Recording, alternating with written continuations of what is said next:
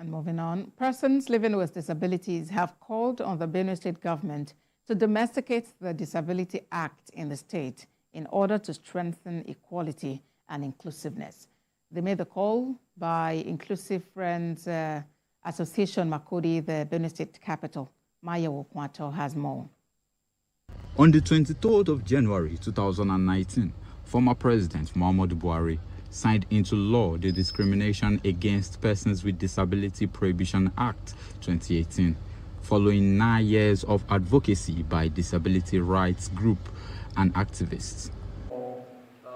According to the World Health Organization's 2011 World Disability Report, about 15% of Nigerians' population, or at least 25 million people, have a disability.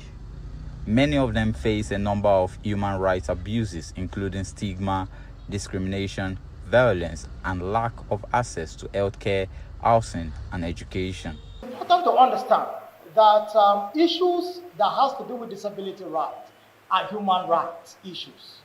And these are issues that every person, by virtue of being a human being, you are entitled to.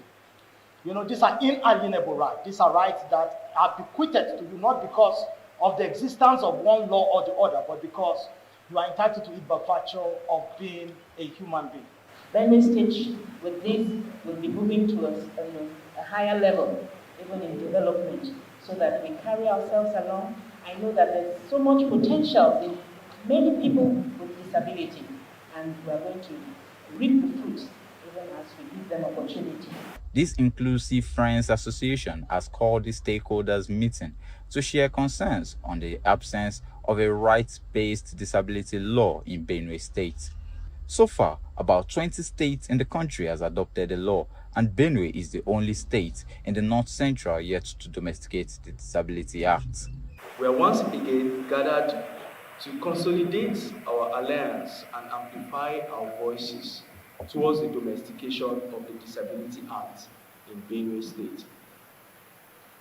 Permit me to state that IFA, as a consistent leader in the disability community, shared the concern of stakeholders on the absence of the rights-based disability law in most states of the country.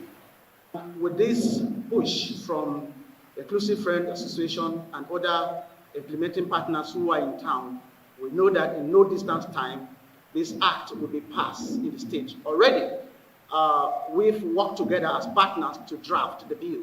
The law prohibits discrimination on the basis of disability and imposes sanctions, including fines and prison sentences, on those who contravene it.